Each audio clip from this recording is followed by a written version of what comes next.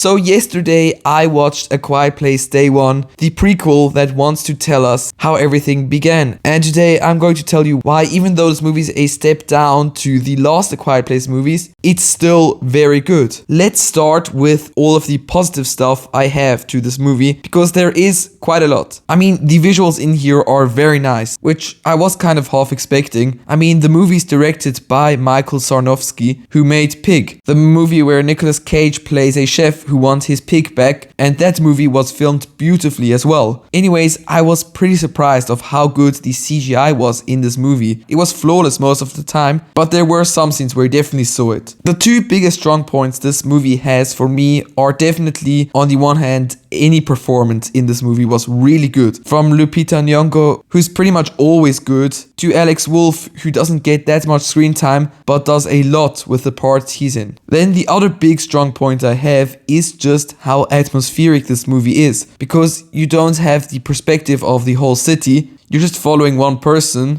Lupita Nyong'o, and how she's trying to survive this nightmare. And of course, it being quiet the whole time does just create a unique atmosphere by itself. Also, this movie has an emotional aspect to it, which I enjoyed as well, and it was pretty touching. But I do understand if people think it's kind of cheesy and too forced. What's also almost always forced is when a YouTuber asks you to subscribe in his video, but unfortunately I kind of have to, because I mean, look at these stats. If no one who watches my videos subscribes, I'll never reach 100 subs by the end of 2024. So please subscribe. Anyways, that leads me to my negatives and why it's a step down compared to the other A Quiet Place movies. The first reason is just that the movie has a weird pacing. Like when a wave of intensity with the aliens is over, the movie slows down and almost becomes boring, and I didn't really know why, but I think part of the reason for that is that in the other A Quiet Place movies, especially in the first one, the movie's never boring, because in the first half they establish the world, and then in the second half it's basically a continuous wave of intensity with the aliens, which only worked because there were always several different things happening simultaneously. In this movie, the waves of intensity are always sprinkled in with some pauses in between over the whole movie.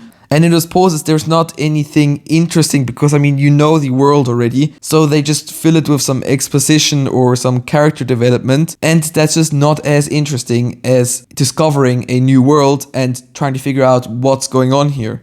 Also, minor gripe, but they are kind of inconsistent with which noises the aliens hear and which noises they don't, but that has been pretty standard in this franchise, so it didn't bother me too much. So overall, it's a step down from the other movies, definitely, but it's still a fun watch with some breathtaking scenes. I'm currently between a 3 to 3.5 out of 5, but I'm leaning towards a 3.5 out of 5. To check out what the best movies of 2024 are so far, click here.